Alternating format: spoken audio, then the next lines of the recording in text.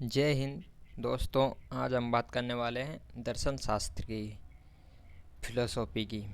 आज हम इसकी चर्चा करने वाले हैं और इसकी जो पीडीएफ है तथा अन्य जितनी भी वीडियोस हैं उनकी सभी की पीडीएफ आपको टेलीग्राम पर मिल जाएगी। वो आप वहाँ से डाउनलोड कर लेना। उसकी लिंक आपको नीचे डिस्क्रिप्शन में मिल जाएगी। तो चलिए बढ़ते हैं आगे और शुरुआत करते हैं दर्शन शास्त्र की। सबसे पहले इसमें देख लेते हैं कि जिसका ऑप्शनल फ़िलोसॉफ़ी है, जिसने भी जो ऑप्शनल ले रखा हो दर्शन शास्त्र, उसमें क्या होता है कि दो पेपर होते हैं, पेपर फर्स्ट और पेपर सेकंड। तो इसका सिलेबस देख लेते हैं। पेपर फर्स्ट में जो है उसमें आता है पाश्चात्य दर्शन तथा भारतीय दर्शन, तथा जो दूसरा पेपर होता है उसमें सामाजिक राजनीतिक दर्शन तथा धर्म दर्शन। ये जो सिलेबस इसका होता है। अब बात अब बात करते हैं कि दर्शन का जो है मतलब क्या होता है। दर्शन का सीधा सा मतलब होता है कि सत्य की खोज करना, मतलब किसी भी जो वस्तु है उसके बारे में अंतिम सत्य क्या है, इसके बारे में दर्शन के बारे में ये जानते हैं। अब देखते हैं कि दर्शन और जो फिलोसॉफी है वो दरअसल दो अलग अलग शब्द होते हैं। दर्शन का मतलब तो होता है सत्य की खोज करना और फिलोसॉफी का मतलब होता है ज्ञान के प्रति प्रेम, जिज्ञासा, जानने की इच्छा, ज्ञान के प्रति जानने की इच्छा। ये फिलोसॉफी का मतलब होता है। इसमें निष्पक्ष एवं तार्किक विश्लेषण की बात करते हैं। पूर्वाग्रह से इसमें मुक्त होना और जो तार्किक विश्लेषण जिसमें कि तथ्य और प्रमाण के आधार पर किया जाता है।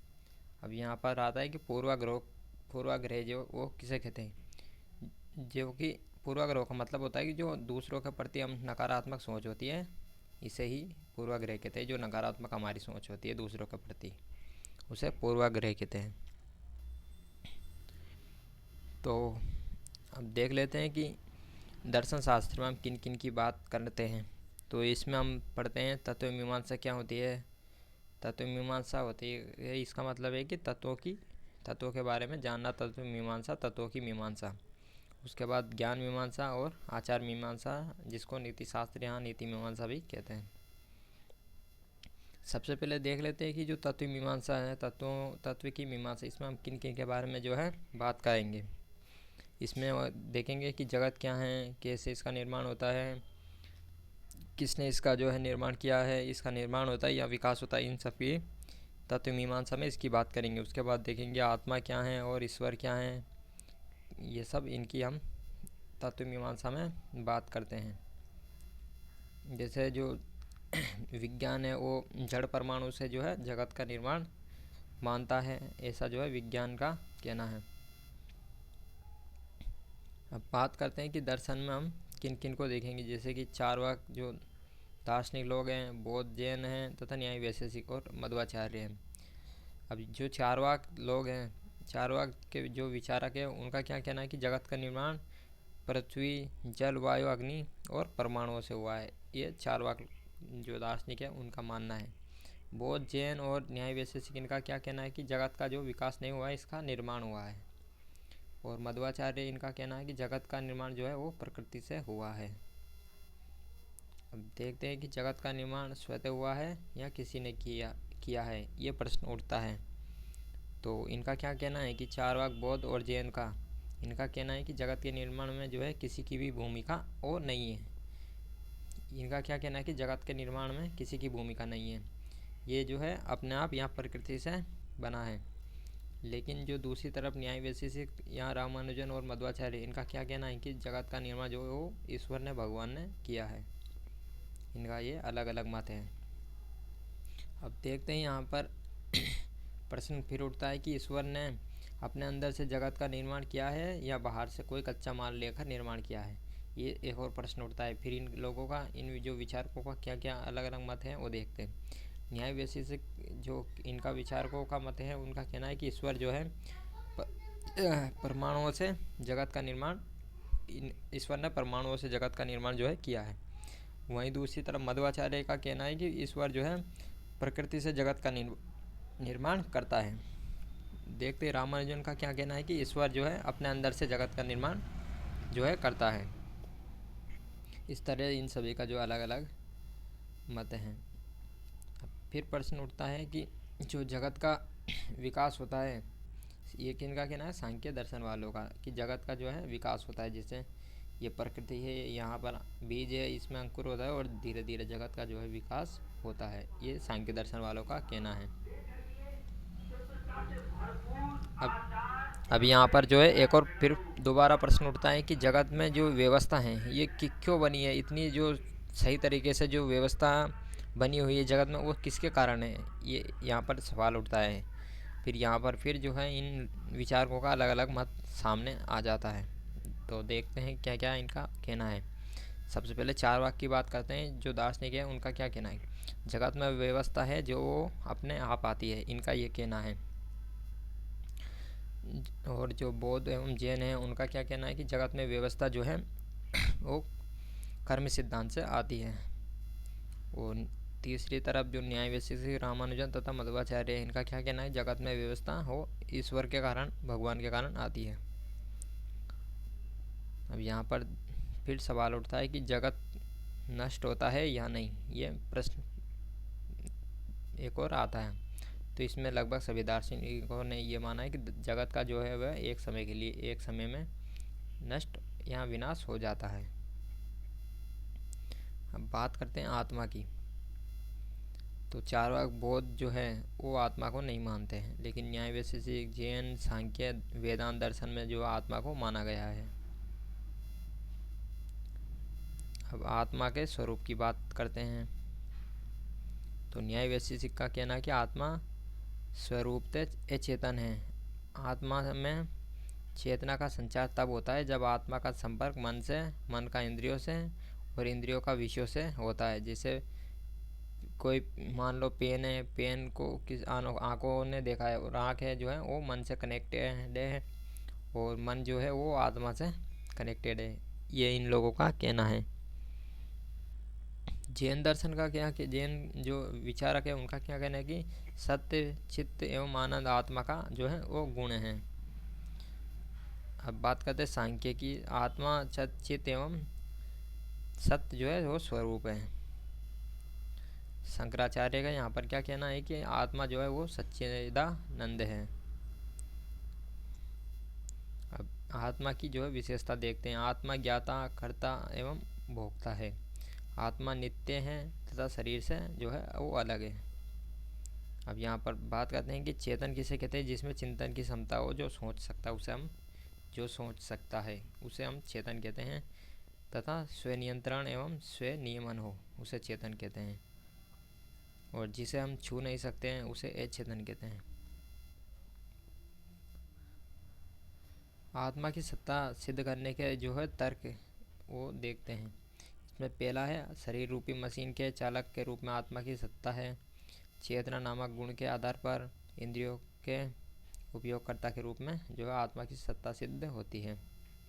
अब फिर प्रश्न उठता है कि आत्मा की संख्या के बारे में, कि आत्मा एक है या अनेक है। तो शंकराचार्य ने कहा कि आत्मा जो है एक है, तथा अन्य दार्शनिकों ने आत्मा को अनेक माना। क्यों माना? जैसे कि जन्म मरण में भिन्नता है सभी में, बंधन एवं मोक्ष में भिन्नता, सक्रिय एवं निष्क्रियता में भिन्नता, शरीर में भिन्नता और सभी के जो ज्ञान में भिन्नता है। इसलिए अन्य दार्शनिकों ने जो है आत्मा को अलग अलग माना है। अब बात करते हैं तत्व मीमांसा की, जो ईश्वर के बारे में देखते हैं। ईश्वर ने जो है मानव की रचना की है या मानव ने ईश्वर की रचना की है, यह प्रश्न उठता है।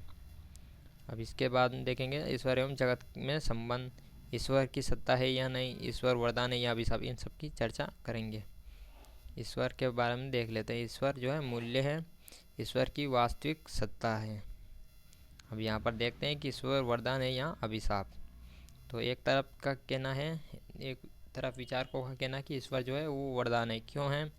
क्योंकि ईश्वर के कारण मूल्यों की महत्ता परिणामतः समाज का मूल्यात्मक विकास होता है। ईश्वर के कारण जो है वो क्या होता है कि बंधुत्व की भावना का विकास होता है। ये सब ईश्वर के कारण होता है। भाईचारे की भावना का विकास होता है। ईश्वर के कारण जो है आत्मविश्वास लोगों में पैदा होता है और संचार का विकास होता है। दूसरी तरफ क्या कहना है, ईश्वर जो है एक अभिशाप है। क्यों है? ईश्वर के नाम पर लोग सांप्रदायिक संघर्ष जो है लोगों में बढ़ता है। ईश्वर के नाम पर अंधविश्वास भी लोगों में अधिक हो जाता है। ईश्वर के नाम पर लोग जो है कर्म कांडों को प्रोत्साहन करते हैं। और मार्क्स के अनुसार ये धर्म एवं ईश्वर जो है वो एक अफीम की तरह है। अब यहाँ पर देखते हैं ईश्वर के बारे में। ईश्वर की रचना, मानव की रचना ईश्वर ने की है या ईश्वर की रचना जो है मानव ने की है, इसके बारे में आगे चर्चा करेंगे। अब यहाँ पर ज्ञान मीमांसा, जो ज्ञान की मीमांसा, इसमें क्या क्या देखेंगे कि ज्ञान क्या है, ज्ञान की उत्पत्ति कैसे हुई, ज्ञान की सीमा है या नहीं, ज्ञान की प्रामाणिकता के कौन कौन से तथ्य हैं, इनकी बात करेंगे। तो देखते हैं ज्ञान क्या है। ज्ञान प्रमाणों पर आधारित जो है विश्वास है। लोक एक वैज्ञानिक जो है, लोक एक दार्शनिक है, उसके अनुसार प्रत्योग क्या कहता है, आइडिया की अनुकूलता या प्रतिकूलता का प्रत्यक्षीकरण ही जो है वो ज्ञान है। प्रत्यक्षीकरण का मतलब निर्णय लेना। अब जानते हैं ज्ञान सत्य, सार्वभौम एवं वस्तुनिष्ठ होता है। ज्ञान सार्वभौम का मतलब 2 + 2 जैसे 4 होता है। सार्वभौम का मतलब सीधा सीधा होता है, जहाँ पर जो हर जगह सत्य एक जैसा हो, हर जगह सत्य हो। जैसे सभी जगह कहीं पर भी चल जाओ आप, सार्वभौम का मतलब वो वहाँ भी वही रहेगा। जैसे 2 + 2 4 होता है, तो ये हर जगह 2 + 2 4 ही होता है। कोई यूँ नहीं कह सकता कि वहाँ पर 5 होता है। सार्वभौम का ये मतलब होता है जो सभी जगह एक जैसा हो। वस्तुनिष्ठ का मतलब होता है सभी के लिए एक जैसा। अब बात करते हैं मूर्त और अमूर्त की। मूर्त और अमूर्त किसे कहते हैं? जिसे देखा जा सकता है और छुआ जा सकता है उसे मूर्त कहते हैं, और जिसे नहीं तो देखा जा सकता और नहीं छुआ जा सकता उसे अमूर्त कहते हैं। ज्ञान की उत्पत्ति के सिद्धांत कौन कौन है? बुद्धिवाद, अनुभववाद और समीक्षावाद। बुद्धिवाद ज्ञान की उत्पत्ति बुद्धि से मानते हैं। जो बुद्धिवाद दार्शनिक है, वो बुद्धिवाद दार्शनिक क्या है कि ज्ञान की उत्पत्ति बुद्धि से मानते हैं। और अनुभववाद विचारक है, वो ज्ञान की उत्पत्ति अनुभव से मानते हैं। तथा जो समीक्षावाद विचारक है तथा कांट है, ज्ञान के लिए बुद्धि एवं अनुभव दोनों की आवश्यकता है ऐसा मानते हैं। जैसे यहाँ पर एक उदाहरण देखते हैं। जैसे मिट्टी है और ये साँचा है, मिट्टी बनाने का जो खाँचा है, तो उसके बाद जो है ईंट इससे बन जाएगी। उसी प्रकार क्या है कि जो अनुभव होता है और ये संवेदना होती है, जितना ज़्यादा अनुभव होगा और जो ये बुद्धि है, और बुद्धि के बाद में जो है ज्ञान का विकास होगा। अब जहाँ जितनी ज़्यादा संवेदना उत्पन्न होगी, जितना ज़्यादा इसका बुद्धि में प्रवेश होगा, उतना ही ज़्यादा ज्ञान जो है बढ़ेगा। ज्ञान की सीमा के बारे में क्या कहा गया है? बुद्धिवाद लोग जो दार्शनिक है वो कहते हैं कि बुद्धि की सीमा ही ज्ञान की सीमा है।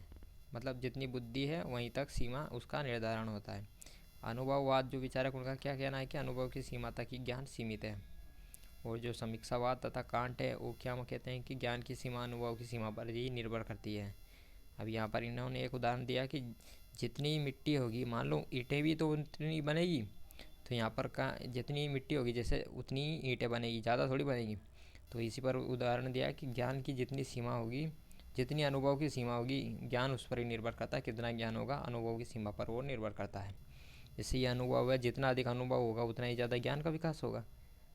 इस तरह इन्होंने उदाहरण देकर समझाया। अब यहाँ पर प्रश्न देख ले कि क्या ज्ञान का विस्तार संभव है? लोक के अनुसार ज्ञान की इकाई प्रत्यय है। प्रत्यय मतलब प्रतिबिंब है।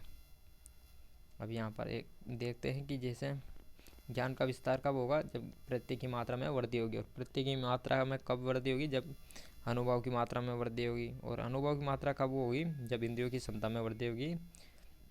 और इंद्रियों की क्षमता में कब वृद्धि होगी? जब तकनीक का अधिक विकास होगा। तो मिलते हैं अब अगली वीडियो में। ये PDF आप जो है टेलीग्राम से डाउनलोड कर लेना, और जितनी भी जो PDF है आपको सब टेलीग्राम पर मिल जाएगी। जितनी भी वीडियो यूट्यूब पर है उन्हें आप टेलीग्राम से डाउनलोड कर लेना। उसकी लिंक आपको नीचे डिस्क्रिप्शन में जो है मिल जाएगी। तो मिलते हैं अब अगली वीडियो में।